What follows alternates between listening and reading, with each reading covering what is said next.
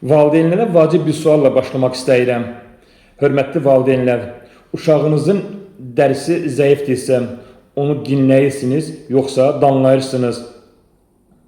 Unutmayın, psixologların apardığı araşdırmanın nəticəsində məlum olmuşdur ki, uşaq səhvinə görə valideyndən qorxursa, onun dərsi olan marağı da zamanla azalır. Valideynlərə 6 vacib mesaj. 1.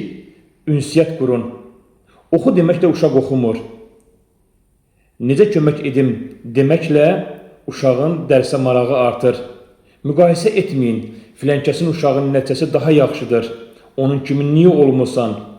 Deməyin. Belə olan təqdirdə uşağın dərsi olan marağı, özünə marağı azalır, özünə olan güvəni də zəifləməyə başlayır. Uşaqlar eyni deyil. Uşaqlar eyni olmadığı kimi onların dərsi başa düşməsi, mənimsəməsi də fərqli olur. Qayda 3. Qiymət yox, başa düşmək. Qiymət bildiyimiz kimi əsas məqsəd deyil, vasitədir. Belə olan təqdirdə biz istəyirik ki, uşağımız dərsi başa düşsün, inkişaf etsin. Əgər bugün uşaq dərsi başa düşməyibsə, ona düzgün istiqamət vermək lazımdır ki, sabah nəticəsi yaxşı olsun.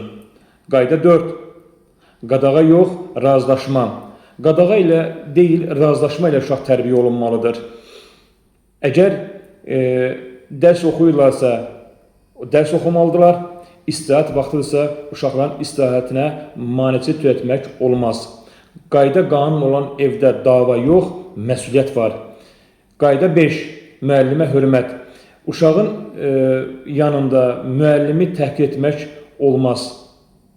Bu, uşağın dərsi olan marağını zəiflədir. Valideyn, müəllim əməkdaşlığı çox önəmlidir. Bu, uşaqların gələcəkdə uğur qazanması üçün önəmli bir addımdır. Qayda 6.